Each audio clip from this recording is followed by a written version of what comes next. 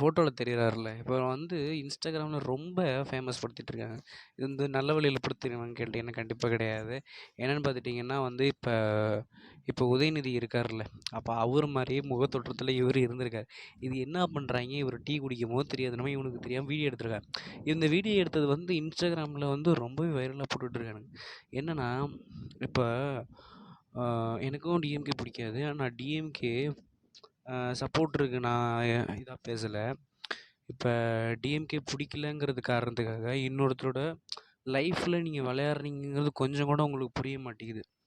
ஆ இப்ப உதயநிதி அண்ணாவ கலாய்க்கிறேங்கிற நெனச்சுக்கிட்டு, ஒரு தனி மனுஷனோட மனச புண்படுத்துற ஒரு வீடியோவா இந்த ஒரு வீடியோ இருக்குதுங்கிறது எந்த ஒரு நாதாரிகளும் கண்டுக்கிறதே கிடையாது.